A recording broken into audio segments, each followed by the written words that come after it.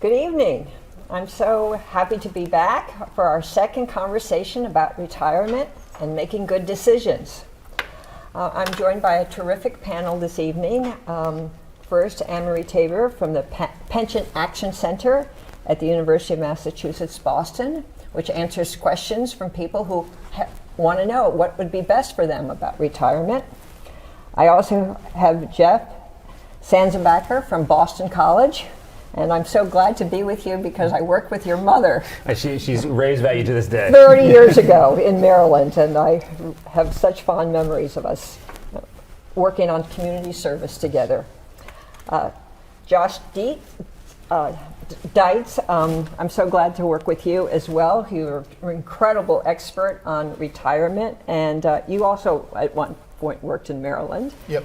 And then Tim Rouse, who runs SPARC, which is a retirement trade association. So you know the issues from many different policy parts because you work with a huge number of people. And I'm so glad you could make it down. Well, Thank you so much. We're going to talk about a number of issues this evening, ranging from Social Security to taxes in retirement, emergency savings, how to take your retirement from job to job, and then the challenge of scams in retirement. So let's get off to the first issue, which is when should you start taking your Social Security? You must get that question a lot. So the answer is going to be different person to person. It depends on your specific circumstances. If your goal is to maximize your monthly payment from Social Security, then you're going to want to delay starting your payment as long as possible. Now, of course, that's not possible for everyone. Many people can't afford to wait. If someone can't continue working, perhaps because of health reasons, or maybe because they're a caregiver to a spouse or to another family member. But if you do have other assets, or if you can continue working, that will increase the amount of your monthly payment. In addition, if somebody is kind of on the fence and is trying to figure out when exactly they want to claim Social Security benefits, there are some really good tools on the internet. You can go on the Social Security website. The Consumer Financial Protection Bureau also has a calculator, and these tools can tell you what the effect will be of waiting a little bit longer. I think sometimes seeing those numbers and seeing the impact on how many dollars you're actually going to receive each month can really be very helpful in making a decision. Thank you. Do you have anything to say about waiting? Yeah, I mean, what Anne-Marie was saying is all true. I mean, there's some other ways to think about it as well. The effects of delaying are significant. For example, if you claim at 62, you may receive roughly $1,000 a month.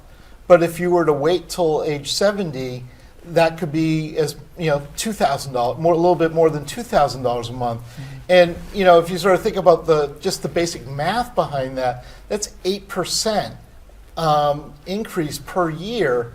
And you'll never outlive that. It's the lowest cost annuity available. And the thought, when you think about claiming, you also have to think about things like your health, what you do, because you know how long your family tends to live. You know what your health conditions are. And so the way that Social Security works is intended so that it's fair to everyone that claims, no matter the age. But you can think about your own personal circumstances so that it's most fair to you. Thank you for pointing that out. I think a lot of people don't realize just how much you can make per year if you do wait, 8% per year. And the longer you wait, the more money you're going to make. And it's just terrific if you can do it. Now, not everybody can, not everybody should, but I think to the extent that you can wait, do wait. Try. Yeah, and the tools that Anna Maria mentioned, like that can help you make the decision. Yeah. Thank you. So that's on Social Security.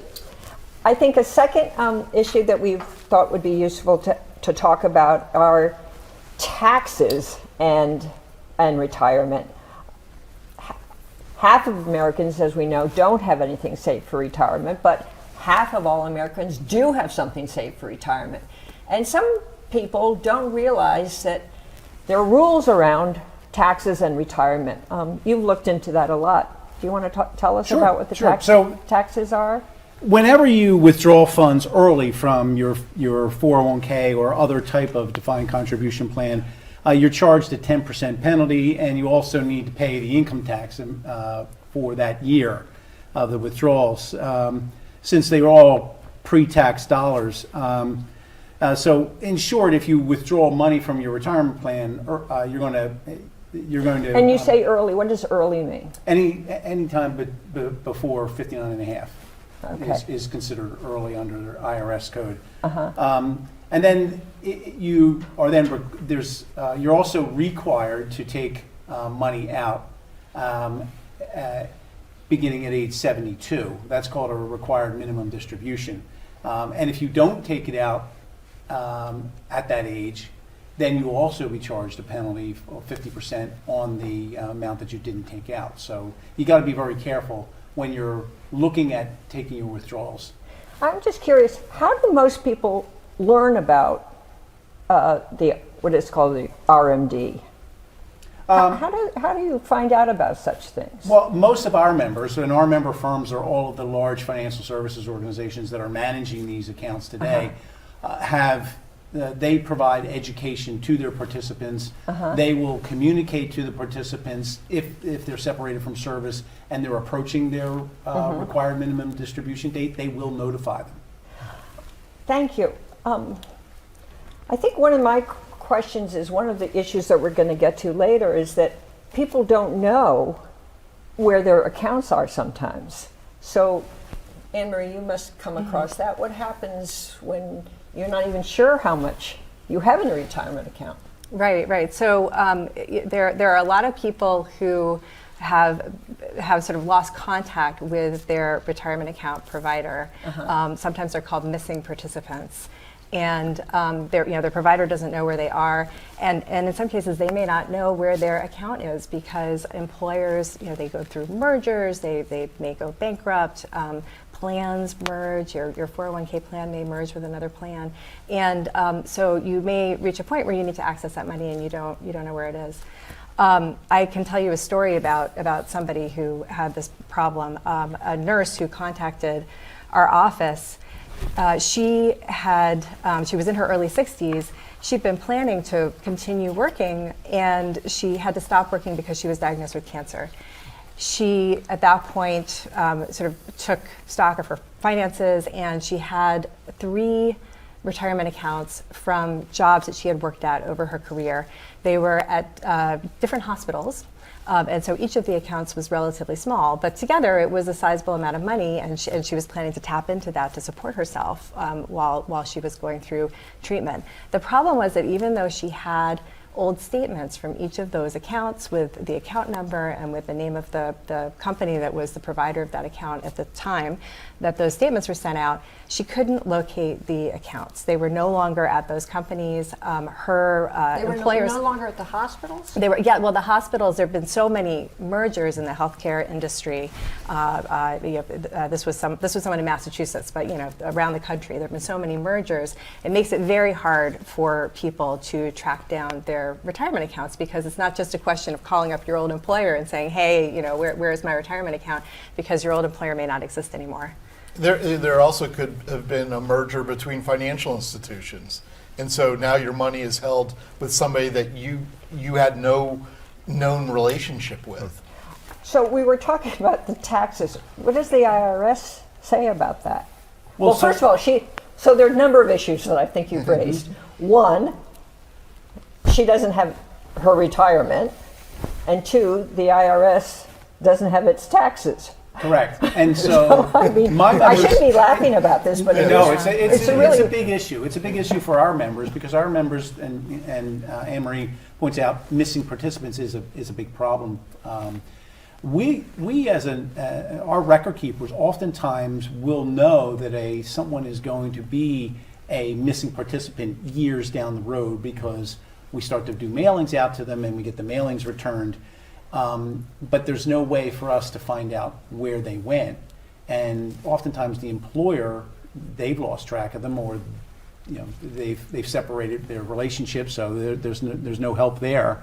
And we know that when we send out the notice for the required minimum distribution, it gets kicked out, and eventually we have to cut a check. The IRS makes us cut a check to send out, and then it comes back, and then it'll go into a holding because it'll get returned and won't get cashed. And that's when we put them on the missing participant list. Yeah, another thing that can make it very complicated for people is Where does the money go? The money just stays in their account. So the check goes uncashed, and after 90 days, the check's uncashed, and the record keeper, the record keeper is expected to try to find them, but it's very difficult to sometimes find these people who could have account balances from 30 years ago. It could be the nurse. It could be the nurse. Right, But right. she's moved, she's changed names, she's gone somewhere else. It's very difficult. Sometimes the money may end up in a lost property database. yeah, So, and it gets escheated to the state. Oftentimes it will. It'll get escheated to the state. Right, but it might be the different state than where she worked because Yep. it's been owned by a different hospital or a different financial company. Correct. Well, this is very confusing and difficult. Yeah, and it's also challenging for people because they may have multiple accounts. As we change jobs throughout our career, we often don't get around to moving that money to a new retirement plan or an IRA. We may just leave it where it was. And when you have to go to pay taxes on your retirement savings, the calculation is based on all of those accounts, not just the ones that you know about. And so you have to make a calculation that often is quite confusing. Well, that leads us to, I think, our third topic, which was how we were going to actually talk about emergency savings, but I think we've really moved into the question of portability and taking your retirement from job to job. So I think why don't we talk about that next and then talk about emergency savings since we are into that discussion right now. Did you want to tell the other story you had about the problem of taking your retirement from job to job, and then we'll go back to some of the issues that are surrounded by that, which you've already gotten into, and then maybe some solutions that might be possible. yeah, I mean, this affects so many people, and so this is just one more example of the many calls we get about this. So in this case, I got a call from a gentleman who was helping to take care of his aunt. And she had had a stroke and was completely incapacitated, and he was handling her financial affairs. And because she was incapacitated, she couldn't talk with him about where she had worked and where she had retirement savings. He did have her paperwork, and he was able to go through that and find some documentation of a retirement account that she had from a long time ago. But the problem was, again, the company didn't exist anymore. And he found that it was simply for him impossible to track down this money, and so because of that, he didn't have access to it when she needed it to help pay for her care. Thank you for describing that. Well, as we all know, a think tank has estimated that each year $92 billion is lost to the retirement system because of the stories that you just described. And that your university, Boston College, has said that 30%. What is Yeah, this? it's 30%. These leakages can reduce balances at retirement by 30%, and half of that is due to this portability issue. And so, if you look at people aged 25 to 54, they leave their jobs all the time. About 1/5 of people each and every year will go from one job to another. And when they do this, it's like one of four things that can happen. The most likely one is they kind of just do nothing. That's what people tend to do. They do nothing and they leave it in their 401k. And for people with a little bit of money, less than $5,000, that can be pretty bad. They can, the money can get transferred to an IRA. And that IRA, well, that's not necessarily bad. It can kind of sit there and get whittled away by inflation and by time. And they don't get the advantage of that interest return. So if you do nothing. What do you mean that they don't get the advantage? Yeah, I mean, compound interest is a very powerful thing, and the Department of Labor, I think, has tried to do something very good. They said, look, if you have a little bit of money, goes into an IRA, that money has to be put somewhere safe, and that's a good thing. You don't want to go back later and say I had $4,999, now I have $4,000. What happened because I invested in February 2020 and it's April 2020, so you don't want that to happen. But at the same time, if someone leaves it in there for a decade or 2 decades at that low interest rate, that safe interest rate that seems smart, then they're losing out on a lot of returns that they might have got. Their money might have doubled if they had been in a different kind of fund. So if you have a little bit of money, just leaving it in there can be bad. If you have more than $5,000, it's probably not the worst thing in the world to leave it at your old 401k, but you can lose track of them over time. And I think that's the tough thing. So I think people's default, which is don't do anything, can be not the best option. Thank you. And you you pointed out when we talked about this earlier that when I said $92 billion. Yeah, to contextualize it, you can create economists can create a model which suggests this is how much people need and this is how much they have in terms of assets. And right now, people saving for retirement, there's a $4 trillion deficit between what they have and what they will ultimately need. And to Jeff's point, if on an individual basis, if you're sending away upwards of 30%, that makes it personal. It's not an abstract, $4 trillion it can be an abstract number. It seems very large to me. Well, like abstract, like how does it affect me? But if I think about what I have, and I could have 30% more if I had only rolled that money over to a new employer or an IRA or left it where it was and kept it within the system, that can have a profound impact on people's financial security in retirement. Thank you. So, these are the problems. Yeah. What do you think? Why does it? Yeah. Why? Well, now, why is it so difficult to move it? Yeah. What are the? I mean, the thing that kind of you have 4 options. Like I said, you can leave There it are there, 4 options, which is what most people do. The second one is. But why? Why is it so I mean, hard I can just tell you about my son-in-law that it took him 15 hours to transfer $8,000 from job to job. So there really is. It's so difficult to take your money. I mean, from job to job. Ideally, people would take their money from their old 401k and they would put it into their new 401k, and it would follow them around for their whole career. And then they'd get to retirement and they'd have a boat. That's what we all want. But the problem is there are a bunch of reasons that's really hard. Like, one is that if you're a company and you've got a relatively big account sitting there on your books, you don't really want to give that money to some other provider, not because you're evil or anything. You just you'd like to have that money on your books. So that's one reason. Is there's not much incentive for your old 401k to say, here you go, for these nice big accounts. So that's one thing. I think secondly, not every new employer has to take the money. So even if you get the old 401k to play ball, your new employer might not take it.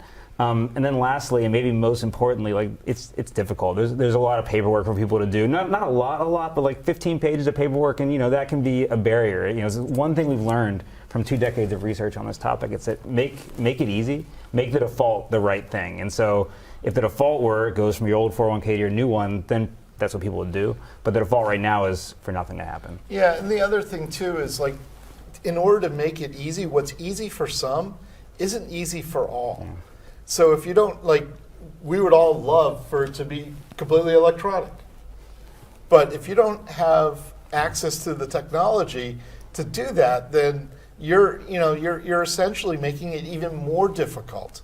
And so some providers will still require actual signatures in physical paper. And it's intended to give access to all. So they're really complicated conversations about how do you make it equitable for people. Well, it seems ridiculous that, I don't know, when most people get paid these days, they deposit directly into your bank account. But when you try to take your retirement from job to job, they don't. They send you a check and say, here's a check, now you take it to your new employer. And then you have to get one employer to talk to the other employer. And you have to fill out a lot of paperwork. Whereas I think a better idea would be to have the people who know the system to do the work. That is the back office people. And they're putting all the burden on the person who least understands the system, that is the employee. So what could we do?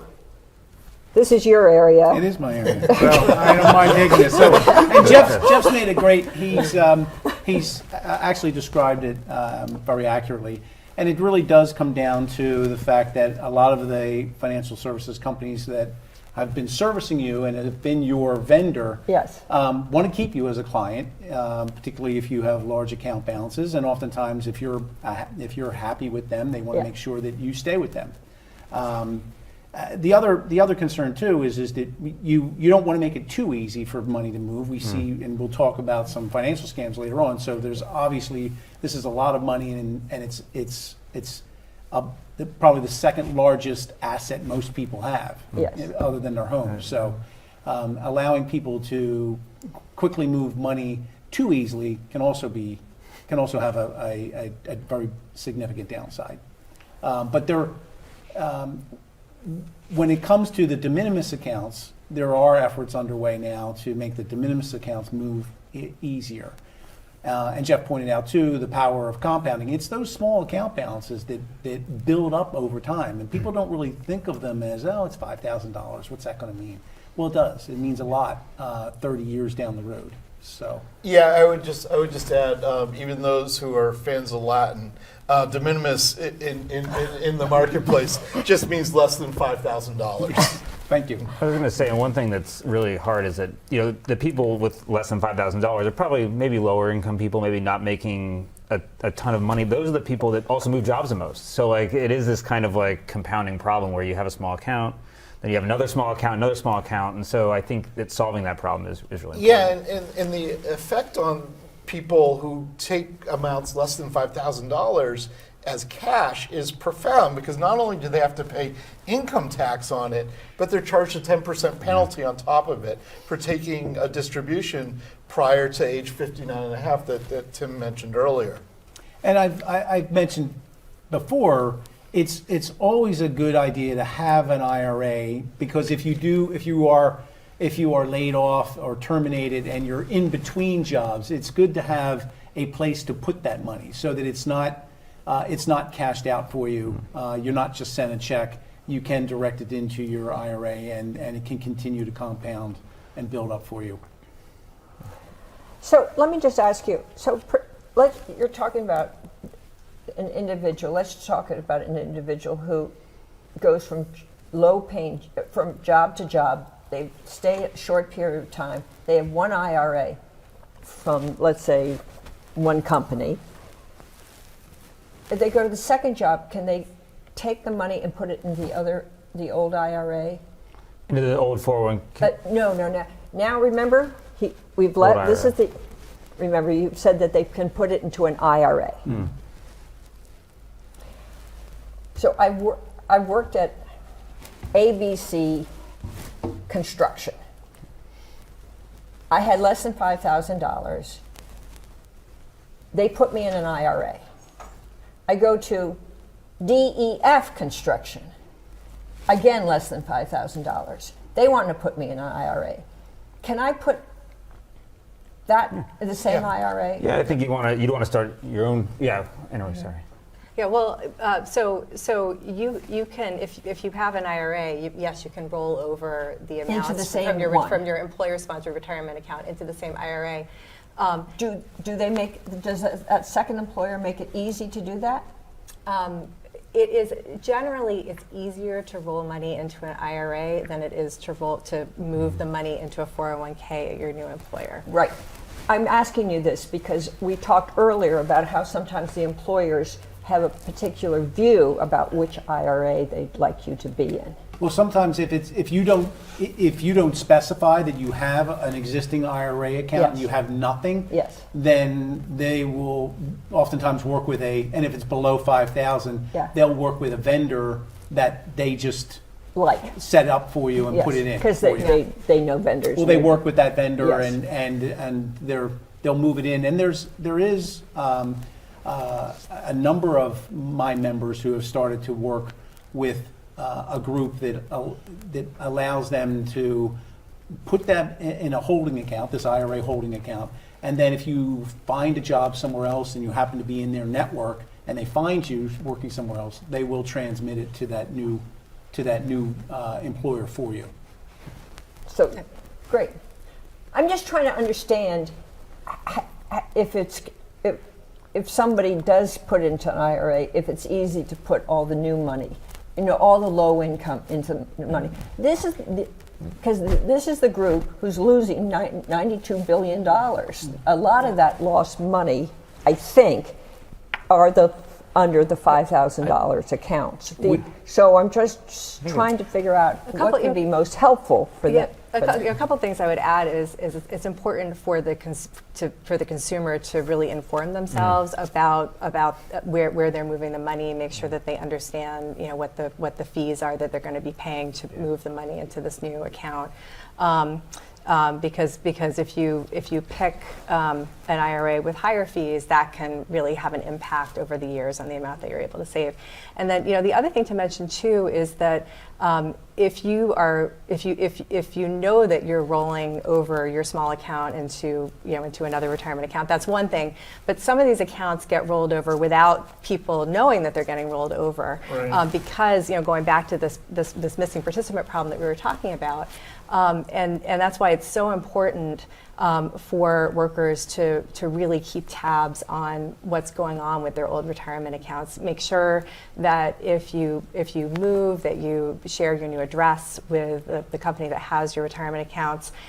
Nowadays, a lot of people are getting their notifications about their retirement accounts electronically, and so you have to worry about updating your email as well. And of course, if somebody's using, if the retirement company is using your work email and you leave your job, and you really have to be sure that you give them your new email address. Well, could you that's a really interesting question, because you usually don't ever change your personal email. So maybe if you require everybody to use your personal email, then you wouldn't get lost as much. We would love to see that, because that is one of the key problems that we have. I just thought of that. Oh, that's a great idea. Thank you. Well, maybe you're welcome to share that with your members too. We would highly recommend that. Do you? And why get wouldn't that. anybody do that? Because they don't get the person's personal email. Maybe. Well, it's hard to get participants motivated to do a lot of things. So there's a lot of folks that don't write down There could beneficiaries. be trust issues. Yes, that's true. I mean, go ahead. Anna makes a very good point. That is to be in control of your finances and shop around for that IRA. Nobody's going to do that. Just so you know. And so a lot of them aren't going to put in an email address either. So. But one of the That's things, a really interesting challenge that we're facing, I think, that the studies have shown that 20% of Americans will shop around, will sign up for their own IRA, maybe 15% at the most, will look into all these questions, but 80% won't. So when we understand that, telling people that they should do better is like telling people they should stop smoking cigarettes, lose weight, exercise. I mean, in some It's ways, really hard to change behavior. And we do know. I mean, we know. So how to, let's try to figure out Yeah. how we change the system to make it easier, rather than to tell people how they should change. The system should change. Yeah, We all agree to that. Yeah. Sure. Thank you. We've got. I mean, I did ask you to be on the show. We've gotten a lot. I think we've gotten a lot better at the money inside, right? We've gotten automatic enrollment. We've gotten more default vehicles that are safe. We've kind of gotten really good at getting money into the system in a way that's good for people. People. I worked at a retirement research center, and that was my job. And the pension office on our campus was a mile away from my office, and I literally waited 2 months to sign up for the thing, because I just didn't walk over there. I lost, $2,000 in contributions times probably 5 of the compounding. So even I, who was like, don't tell my boss this, should have known to go over there if anyone should have. Can you just say that again? Yeah. This is what you work on. Yeah, this is is what you preach about. There's 1 mile and I walk a lot. And you walk. Yes, you do look like you're in good shape. Try. I'm making a judgment. Thank you. And yet, You didn't do I the didn't do very it. thing you say other Exactly. people should do. And so it is, You yes. are a person. I know. You're an See, example. I'm an honest person, if nothing else. And so, to tell you way too much. And so we kind of know, like in BC, I love Boston College, but they don't have automatic enrollment. And so I had to walk over there, and it took me 2 months. But we do know that works. And we do know kind of automatic defaults work on investment side. Auto escalation works pretty well. You have to speak more slowly. Okay, I'm so because we have enthusiastic an about that. audience Okay. that is trying to listen to all your This words is of this is his wisdom. life's work. I He's know, excited. I'm passionate, but on the exit side, we're quite bad at it. Like on the getting money out of the system, either into other accounts or into people's pockets when they're retired. We're just not very good at it, and so Well, why? Because the system likes to take the money for Exactly. ourselves. it's, Well, I think you've sort of mentioned, like, just tying a couple This things is sort of together. interesting, isn't it? Absolutely. Like trying to tie this together, you have these small account balances. Jeff mentioned that, when they are rolled into these holding IRAs, they're often invested in something that earns a nominal interest rate that doesn't keep pace with inflation. And now we're sort of talking about, well, what if that money were to follow the person? Because we know that automatic enrollment and the defaults commonly in target date funds or other age and risk appropriate investment vehicles can help people's money continue to accumulate earnings over time and keep money in the system so that that 30% isn't whittling away. It actually stays invested and follows the person as they change jobs.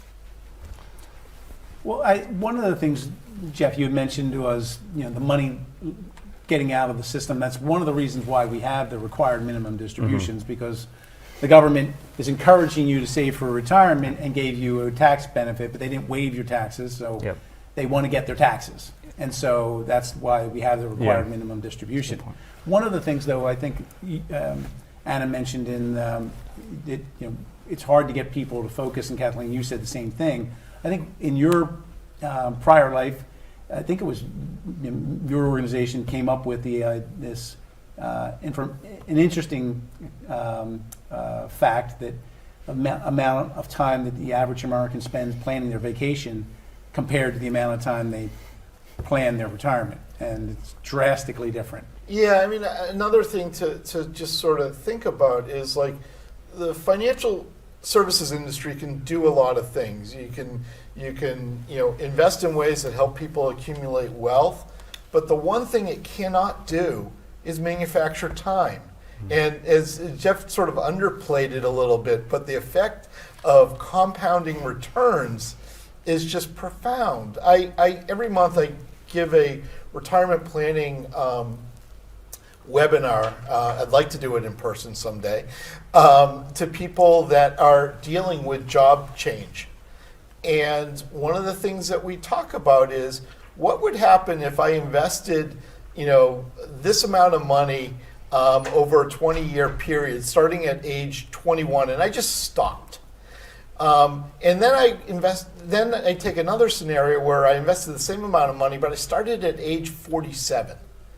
Like the difference, in everybody, and that money for both people stayed invested until they were 65. The fact that the person who started saving at age 25 has 20 more years for that money to compound, the difference is hundreds of thousands of dollars. And so it's just really important for that money to stay in the system so that ultimately the IRS can get the money that it is looking for when you have to go and pay the taxes. Okay. Well, I think what we need to do is change the system so it does make it easier to go from job to job, and I think that means either talking to the back offices of some of these firms and saying, let's make it easier for people, at least at the 5,000 level, to do this. It's in your best interest, and it's the best interest of individuals, because if that money stays in the system, it will be good for them. They'll have more money and there'll be more money will be in the retirement system or in the investment system. So in the long run, it will be better for you. So I think that in their own self-interest, it's a good idea. It absolutely is, and it's for a number of reasons. Obviously, there's more money in the system, Yeah. which the It's a $92 billion more money in the on an retirement annual basis. on an annual basis. And it also reduces the missing participants, which is a problem. Yes. Right. So Right, and it helps the people who have these smaller accounts, Yeah. who are more likely to be low income workers, Right. make sure that they have access to their accounts. So I think that would be a great idea. And I think there are some people who are now working on that, and we hope that it comes to pass. There's been press about how the Retirement Clearinghouse, Vanguard, Fidelity, and alike are now working on making that happen, and that I think within the next year it will come to fruition, at least for maybe 40% of the market. And I think that will, I hope, make a difference and probably get more people solving that problem. It doesn't solve the problem for my son-in-law with his $8,000. It doesn't solve the problem for over $5,000, but perhaps it will inspire others to make it easier.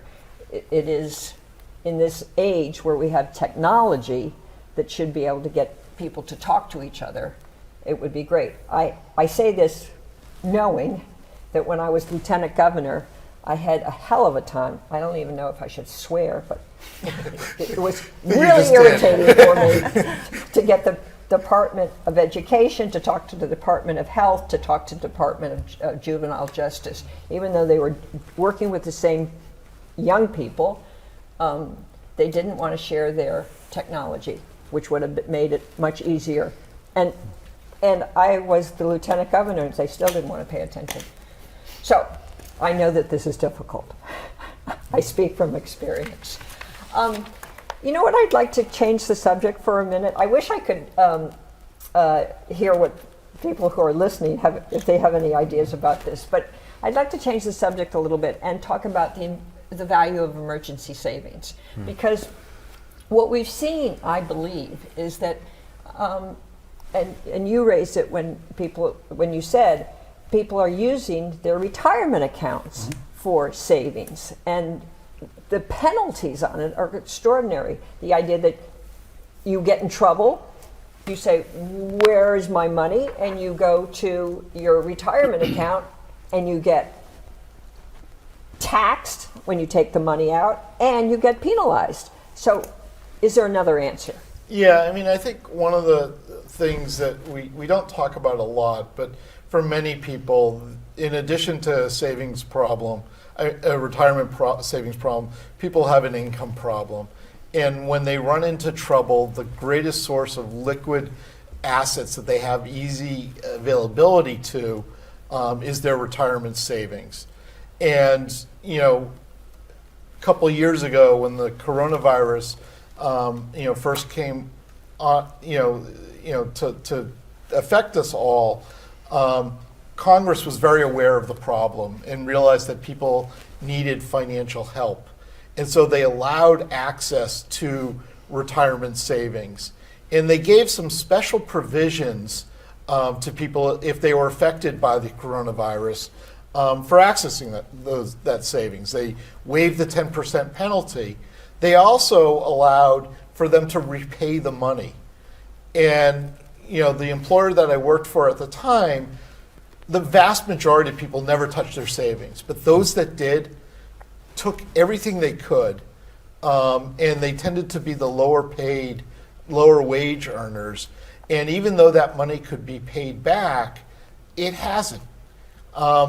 And this isn't isolated. Every time there's a great natural disaster, Congress will pass an act to allow people access to their retirement savings. And people do. And what it tells you is that there's a large part of the population that is just not financially resilient. And this has been around since defined contribution plans have been around. And when Congress created the 401k, they gave the option for for the ability for participants to take loans out of them, which, the fear is that if people won't invest in them if they feel like they can't get their money.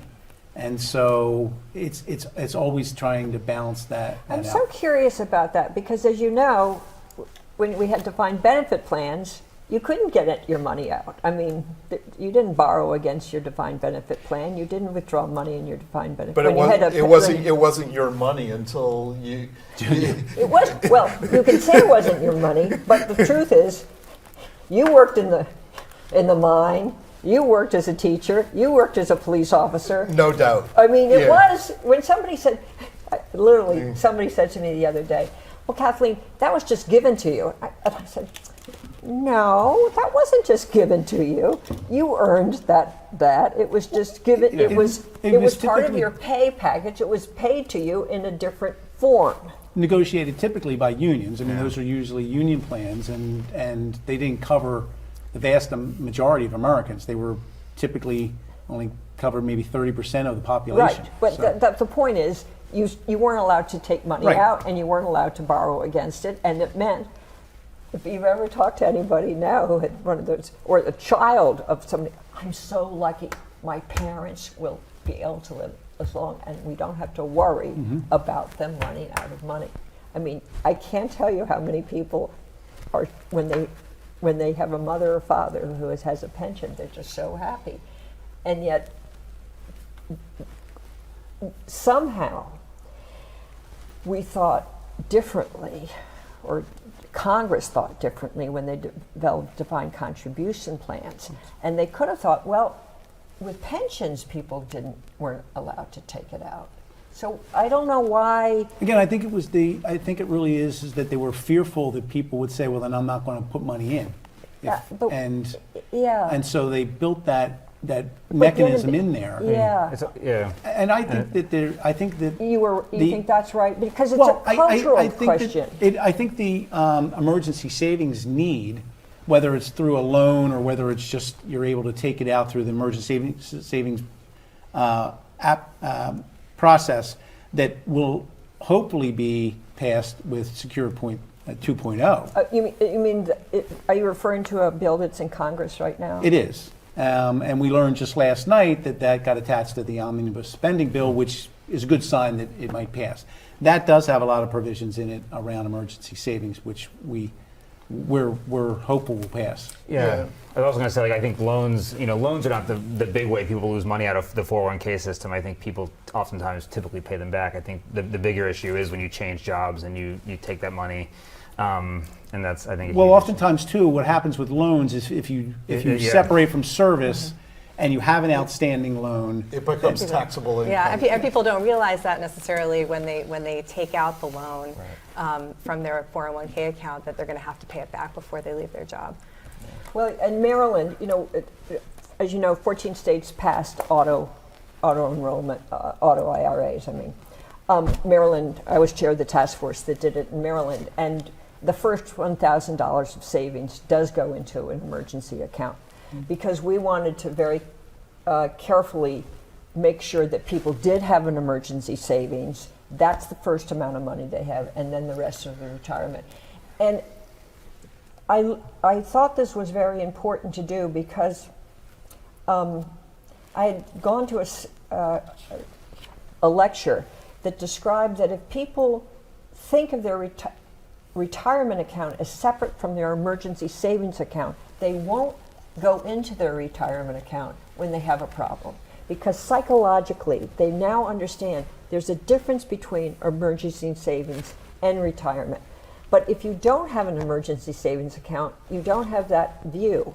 So it's really important to have an emergency savings account. So some of the, and we put it into an account with Lincoln Financial, and it's actually an insurance account. So it actually earns Interest. The other things those state Thank plans you. did was, which I thought you'd like. they were all designed as Roth IRAs, all those state plans, Yeah. with Yeah. the idea that at least if people Yes. need to take it out, they're not They- penalized. right. They don't have to pay tax at that point. Yeah. And so I think, that design, I think, is very smart. And people choosing between a traditional or Roth 401k, if they have the choice, if they're lower income or more mobile, the Roth might be not a horrible I option think for that's them. another smart idea.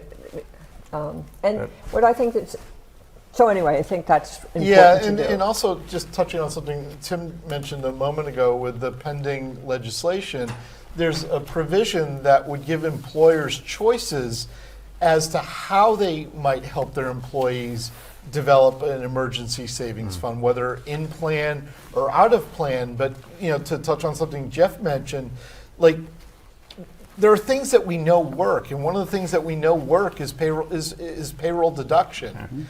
And so this legislation, if passed, would allow employers to actively play a role in their employees that need the help, getting the help that they need. I think the reason most people's liquid savings is their retirement account is probably mostly because that's easy. It's there and it's pretty much automatic, and so that's the one thing they have. So I think it's, and I think also even apart from this legislation, more and more employers are helping their employees set up retirement. I think you told me that. Yeah, absolutely. Because more and more the decision on saving for retirement is integrated with other financial decisions you have. So it has to be integrated with emergency savings, student loan repayments, healthcare. Yeah. Should I save? Should I put that next dollar into my HSA, Yeah. or should I put that next dollar into my 401k? Yeah. These are the decisions that American workers need to deal with. Thank you. And I think we can end our last discussion. I thought would be important to talk about scams because I've read this incredible statistic that the United States has 5 times as more senior scams as does Europe. So I think we've got to do a much better job of dealing with scams. And your organization, Spark, has taken that on as one of its issues, hasn't it? It has. We developed a number of years ago, we have a data security oversight board, and it's made up of the chief information security officers, chief risk officers of all my major firms, and it's also made up of members of the benefits consulting world who act as sort of the watchdogs to make sure that we're doing what's best for both the plan sponsor and the participants. And we developed standards for fraud prevention as well. Going back, and I guess if we put up the slide number 3, do you have that? Yeah, there you go. Going back historically, what we found in our industry is there's always been fraud since there's been 401k frauds. But it was Well, you know always, what? There's always been original sin if you're Catholic. Yes, I am. But that fraud was family fraud. We called it family fraud because typically husband and wife get divorced. There's a one decides to run off with the other's account balance, or Joey no longer wants to pay for Aunt Mabel's nursing home. So we typically categorize that as family fraud. And all of our work to protect data was, all of our focus around cybersecurity was to protect data because most of the bad guys were trying to capture data and then sell that data. About 4 years ago, we started to see organized crime trying to go in and actually get money out of participants' accounts. And so what we did was, as an industry, individual companies obviously put in a lot of protections, but as an industry, we came together, we created standards, things like multi-factor authentication, so that you're getting, not only as you're logging into your system, but you're also getting a text code on your phone because we know that you own that phone and it's not someone else. But we've started to see a few scams recently that have caused us concern. One is like this tech support scam where you get, and they do target the elderly because they know that they have the money and they also have, they also need, they may not be as technically savvy as younger generations. So they'll get a text email that tells them to click here and put in passwords and they'll help them fix whatever supposed text support scam that they have, they'll get phony text alerts. I get them now all the time on my phones. It's driving me crazy, but I happen to know that this is not this is not correct. And then there's the relationship scams, which target the elderly, and all of these scams have been an issue for our members. And I guess if you go to the next slide, there are things that you can do. So if you are a victim, there's a file complaint with the FBI's Internet Crime Complaint Center, and it's there on the screen, www.ic3.gov, and also use multi-factor authentication, and be aware of these types of scams and to protect yourselves, because you can't be. We're very much about financial wellness. Clearly, you can't be financially well if you're a victim of a scam. So, Thank you. Well, thanks you for pointing that out. And did you have some stories too? from Yeah, your well, work? I mean, this is from my personal experience. I have been getting so many scams that are about redelivery of packages. So I get a text, and it says, we tried to deliver your package. You need to contact us to reschedule another date for the delivery, and it looks real. Oh, they're good. It looks like it's from a big online retailer or from the U.S. Postal Service, but it's not. It's a scam. So it's, I almost got phished last week. I literally called the number, and when the person didn't identify the firm that I was calling, I knew it was a scam then and there, and called. It was a payment vendor, and called the payment vendor to report because someone was trying to get me to authorize payment. yeah, our members are constantly evolving their protections because the bad guys are constantly coming up with new innovative ways, and they look very, very real.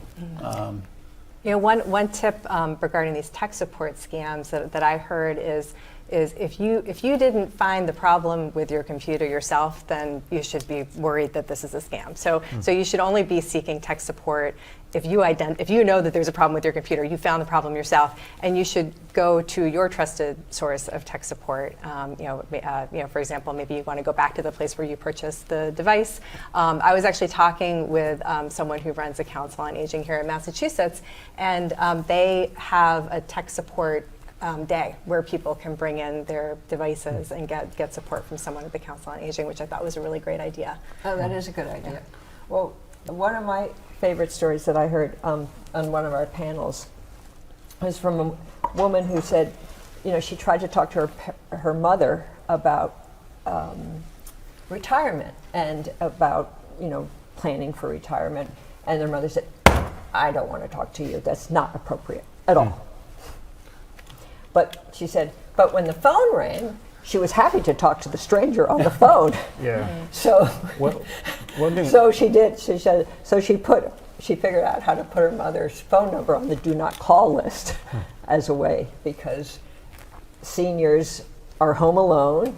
The phone rings, and you're happy to talk to the stranger. Yeah. You don't want to talk to your daughter about your financial situation. One but thing you're we- happy to- One thing we did some research on was, it's natural as people go into their 80s and 90s, a lot of times there's some amount of cognitive decline, even just naturally, not even just dementia.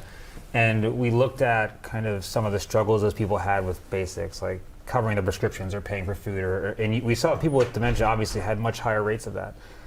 And part of that could be things like scams that take advantage of them. But if they had a trusted family member who was helping them, they looked like everybody, they looked like anybody else. And so it does speak to the importance of trying to find that trusted, I think trusted is the key word there, family member early before you start to experience these signs. And I don't know what you all think about that, because it is. We completely support that. In fact, a number of years ago, we were working on cognitive decline issues because our whether it's a phone rep or whether it's a participant rep that's out in the field, oftentimes they may have some. They're not medical experts, but they may have some suspicions They could be that the first line of defense. exactly, and without having a trusted person to contact, it makes it very difficult. So we have been very much in support of that idea of creating this trusted person. Yeah, like for the people that use financial institutions, oftentimes it's called a trusted contact. I had that very conversation with my parents, and it took, a couple of years of having conversations so that, I don't care who it is, pick one of them, could be me, could be my brothers, I don't care. I just want somebody who's looking out for your best interests, so that in the event that someone's trying to take advantage of you, there's someone who's always looking out for you. And I know the financial institutions that I work with, that's one of the things they always ask for. And hopefully I'm not at risk of cognitive decline at my age, but but it happens. You never know. But then you're the trusted contact, but as you said, the family member could be ripping you off too. True, and that's Not that you're doing that's why that, but that's why we're hoping the trusted. That's why I let my brother do it. No, I think it's a challenge. It is a big challenge. It's a challenge. I mean, I- because family members get angry with. It's an emotional conversation. It is emotional, and and I can tell you Yeah. that my father, he's 91 now, but a year or two ago he had a situation where someone called, hi granddad, it's your granddaughter. Oh, They don't call him granddad, so he knew right away. He was that's he was so savvy enough. interesting. He was savvy enough That to is know very interesting. that there was a scam. But they're very sneaky the way they do things. I was gonna say it's more important than ever, because if you had a pension, it's not the end of the world if you lose one check. But if you have a 401k, it's a lot more money at stake. So it's just all the more important today, I think. Yeah, and there have been scams where people knew, oftentimes when you open an account, they'll ask you 3 security questions. Well, people, can get a hold of that data. And so it's just, Tim knows it better than I do, but the lengths that record keepers go through to make sure that the information is secure, because every day it's millions of attacks. Well, thank you for discussing each of these issues.